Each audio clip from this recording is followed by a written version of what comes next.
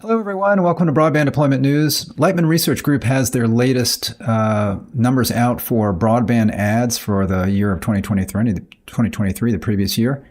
And Wireline and cable providers have net losses, and fixed wireless continues to be the remarkable story as far as market growth. Be right back.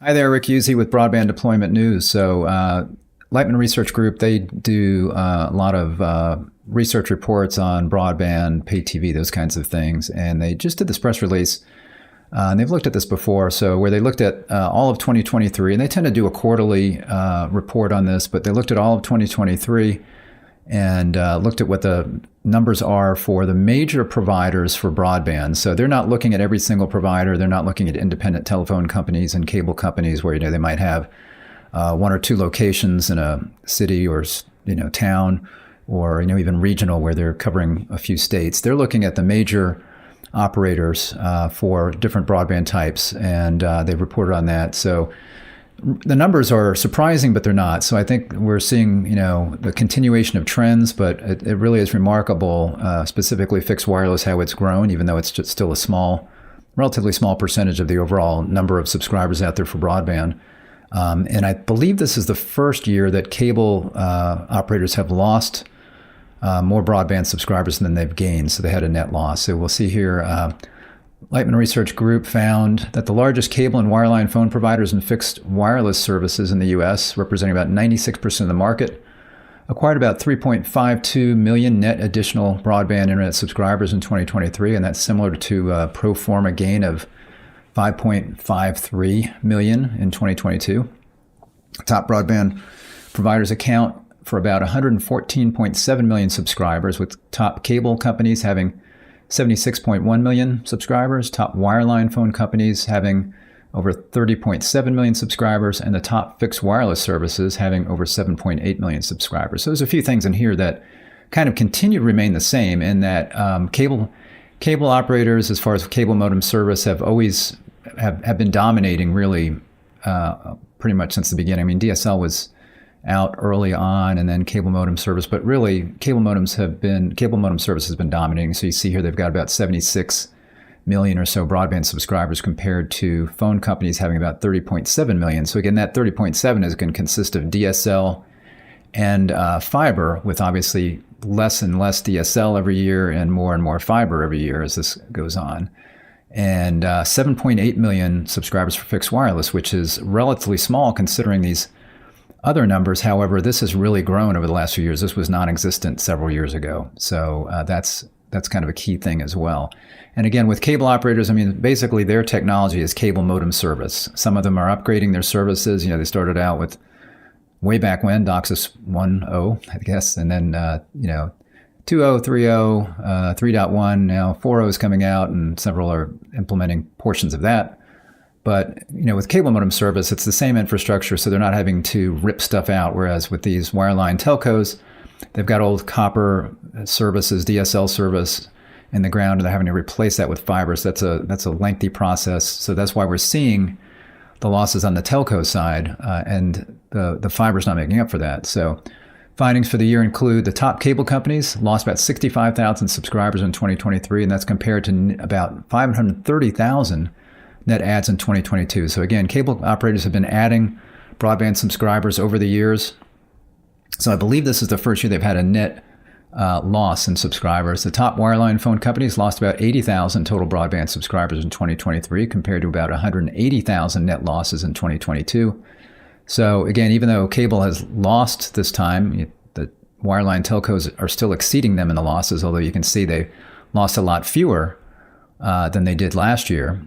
So that's good news for them. Wireline telcos had about 1.97 million net adds via fiber in 2023, offset by about 2.05 million non-fiber net losses. And those non-fiber net losses are going to be primarily DSL. I suppose there could be some fixed wireless subscribers in there that they lost and then added them on the other end, but I don't think so. I think this is going to be primarily their own losses via DSL, and then adding, and some of these DSL subscribers that they have, they're switching them over to fiber. That's kind of a net there, no change. But if they're in areas where they're not able to upgrade to fiber quick enough, then they're losing that maybe to a cable operator that comes in, or a fixed wireless operator like a Verizon or T-Mobile that comes in. And that may be what we're seeing here as we look at the fixed wireless numbers. So we see fixed wireless 5G home internet service, and they're only looking at T-Mobile and Verizon. It could be that they're looking at AT&T. I don't think so, though, because I would think AT&T would have had some number of ads, I think towards the end of the year, although AT&T didn't really start talking so much about fixed wireless until towards the end of the year, because they had their C-band spectrum. There was some delay on getting that deployed due to some concerns from the FCC about altimeters and how that in airplanes and how the C-band spectrum might interfere with that. So they got a little bit of a later start than they would have liked. And of course, T-Mobile and Verizon also had to hold off on some of their C-band spectrum. I think, I don't know if T-Mobile had C-band, but I know Verizon had C-band spectrum that they held off on that. So that could have impacted that. And we may see in the next report, even the next quarterly report, maybe from LRG, that they'll have AT&T in this. But right now, it's just looking at Verizon and T-Mobile. So we see there that they added, Verizon and T-Mobile added about 303,665,000 subscribers in 2023, compared to 3.185 million in 2022. So they bumped up from what they did in 2022. And again, this is really interesting here. Fixed wireless services accounted for 104% of the total net broadband additions in 2023, compared to 90% of the net adds in 2022 and 20% net adds in 2021. So really, prior to 2021, it was really almost non-existent as far as, let's say, 5G fixed wireless service. So you see they're going from 20% to 90%, and now if you didn't have fixed wireless in there would have been net losses basically for broadband, but they kept broadband above ground, so to speak, right there.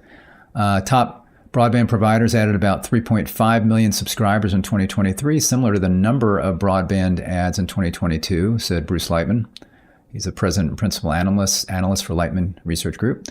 Over the past 4 years, top providers added about 15.9 million broadband subscribers, compared to about 10.2 million net broadband adds in the prior 4 pre-pandemic years. So there's some general summary there, but then we can look at the numbers. So you see here who they're looking at. And again, they do have a category of other major private companies, but I don't know who those are. And again, these would be major ones, and probably it says major private companies. Does that mean they're not public? I don't know. When I say public, I mean like publicly traded. These would all be publicly traded, and I don't know how they get the numbers if they're not publicly traded, but maybe there's some reports on that. So I'm not sure who encompasses this, but that's a good chunk, 7 million there. So you can see this was their subscribers at the end of 2023, and then what their net adds are. So again, very similar to what I saw when I was looking at these numbers kind of over the last year, looking at just kind of the quarterly reports from LRG. We see Comcast lost 66,000, and then I find this very interesting that Charter, and they were gaining last year as well, kind of as you looked at the quarterly numbers, they had 155,000 net additions. So this is, I have to suspect here that this is counting fiber, even though this is a cable company. So Charter, they participated in RDOF, and I believe they may have won some other awards, maybe through ARPA, and some of these others have as well. But I think Charter early on was looking at how they could participate in some of the federal funding, including RDOF. And because of that, I think in most of those areas, unless they have cable infrastructure right there that maybe they could edge out their cable infrastructure, I think they would be doing fiber to the prem in these, certainly in greenfield areas. Again, unless it's an area where maybe it makes more economic sense to edge out, to add if they can kind of leverage some of the infrastructure they have, maybe in a area that's close to some, or right next to an area that they're serving. So that being the case, this could be kind of a win for fiber here that's helping to boost cable operators. So we see that they're the only ones that had any net adds. We see Altice lost 114,100 there in Cable One, 1,100. Breezeline lost a little over 29,000. And then other major private companies, again, I don't know who that is, lost about 8,000. So we see total top cable companies lost 63,384. And that includes Charter's wins of 155,000. But again, these are very likely in a lot of areas. Most areas I would think would be fiber. I don't know why they would be having so much more success holding on to their cable modem subscribers when these other companies are having those kinds of issues. I don't know if their tech support or internet support, not internet, but customer service would be so much better. But I suspect that's fiber. And then we've got our top wireline phone companies. And these numbers also, what we have here are basically wins for fiber, but losses for DSL that would overcome those wins. So we've got 98,000 in the hole here for AT&T. Verizon, big winner here, 166,000. That would not be fixed. That would not be their fixed wireless business. So I don't know why they're so much higher than AT&T, other than maybe they were really focusing more on fiber. I didn't think they were. I thought they were kind of focusing on the business of fixed wireless. Maybe not. AT&T, they are partnering with is it BlackRock on their what's it called? I can't remember the partnership that they're doing there, but they're not building the infrastructure in a lot of these cases. Their company that they partnered with is doing that, and they are acting as a tenant on open access networks there. But a lot of that has just gotten started, so that could boost their numbers, and that could be maybe why they're lower here, is they kind of backed off on doing their own fiber deployments, and now they're letting I wish I could remember the name of it. They're letting their partnership there that they have build that infrastructure, and then they will be adding fiber subscribers once that infrastructure gets built. In some cases, it may just barely be getting started. So that could be what's going on there. They pulled back on their own deployment of fiber in areas and are kind of going to be leaning into that partnership that they have, where they're going to be, just like I say, just another tenant on an open access network. Frontier Frontier's been really trying to push the fiber out, and you can see that they've had some success. So 75,000 net adds. Lumen, not so good. 279,000 losses for Lumen. Windstream held basically even here. So, and that's very surprising, because Windstream's really also been pushing very hard. They've been doing a lot of public-private partnerships where they've been working, I know here in Georgia and other areas as well, where they're working with, for example, electric co-ops and others, where they are partnering to bring fiber in areas where it's been difficult to get fiber to. So they are, they tend to be a telephone company in these areas, and in order to get fiber into some of these areas that are more expensive, they've been partnering with companies like rural electric co-ops to help make that happen. But they at least broke even there. And then you've got TDS, 29, almost 30,000 that they gained, and then Consolidated, almost 26,000 that they gained. So, but all told, with I think Lumen bringing the number greatly down here, they lost about 80,000, and you see AT&T as well. So some of the phone companies did better. They actually had some net adds. So these are folks, again, that are probably replacing fiber customers, or replacing DSL customers with fiber customers, where they're basically there. That's kind of a wash, but then also extending their network in areas with fiber and getting new customers. So while it doesn't look that good overall for these telcos, we had several that had ads. We just had a really big hit here from Lumen, and then AT&T as well. And then we've got our fixed wireless services, T-Mobile and Verizon, and this is really just a phenomenal story. So you can see where they stood at the end of last year, and T-Mobile added 2.13 million. Verizon added 1.536 million. So total for top fixed wireless, 3.666 million. And as you can see, total top broadband, 3.522177. So as the report said, these fixed wireless actually got 104% of the total top broadband ads, meaning that it would have been a net loss for broadband if we had looked just at the wireline, cable, and telcos. So fixed wireless brought those numbers up. And a lot of this, again, could be account switching from, let's say, Altice and Breezeline and Lumen and AT&T, where, again, these operators are not able to get fiber out there quick enough. So Verizon or T-Mobile comes in and starts marketing 5G service, and they say, hey, we can give you, with our 5G service, we can give you much faster speeds than you're getting from your, let's say, your DSL service right now, and people are jumping on that. Now, that doesn't mean that that market is closed out. They could, if AT&T or any of these wanted to go in and put in fiber, they could win some of those subscribers back. But of course, the case to do that is much less strong when you've got somebody in there now that's got service. Now you've got to win the customer back. So it's hard to do that. But that doesn't mean that these areas are no longer going to be served by fiber. And be interesting to see how this is all handled through BEAD.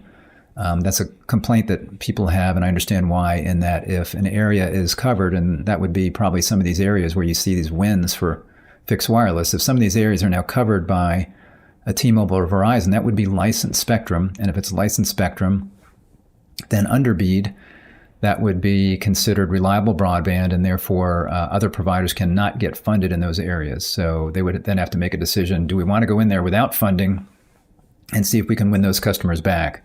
And I know people in that area would probably like to have a second option for a wired provider, but that may not be the case with the way the BEAD Notice of Funding Opportunity is written, where, again, this would be a reliable broadband service if it's fixed wireless, and it would be from these operators. So you've got T-Mobile, they've got their own licensed spectrum, and the mid-band spectrum. You've got Verizon, they've got licensed, again, C-band spectrum, and probably some other mid-band spectrum that they're using. So that would be considered reliable broadband, and therefore, if you look at the broadband map, it would show as served because 5G speeds would be over the 100 by 20 that would be required. So again, not any great surprises there, other than I thought there would be more fiber. I thought the telcos would be doing a little better, and we do see some of the telcos are doing okay. Again, the AT&T thing may be due to pulling back a little bit. Not sure what's going on some of the others, but the other thing that I'm expecting is when the next quarterly report comes out, I think we'll see some of this start to turn around. We'll have to see, but I think there's going to be more gains in fiber on these companies that have been deploying that. So I think we'll start to see some of these numbers start to shift, and eventually it will. As you get less DSL and more fiber in these areas, you're going to see fewer people switching from the telcos to fixed wireless. You're going to see, I think you're going to continue to see some cable broadband losses, but I don't think it's going to be anything remarkable because cable broadband is still a good option for people. I think what we're seeing some there would be, again, some losses to some of these fixed wireless where people are coming in and trying it out. So whether they continue to use that or they go back to their wired provider, we'll have to see. But I think they're probably losing some of these subscribers to some of the fixed wireless stuff. Or it could be that a fiber provider comes in an area, starts competing, and they're going to lose, obviously, some subscribers to that. But it's still a reliable service, and it's still going to be something that will continue on for quite some time if you're a DOCSIS cable modem provider. Thanks for joining me today. Give me a like on the video if you like this video. And if you would, subscribe to our channel. Just click the subscribe button, ring the bell, and then you'll be notified when you do that if I am live. And I will see you next time with Broadband Deployment News. Take care. Bye-bye.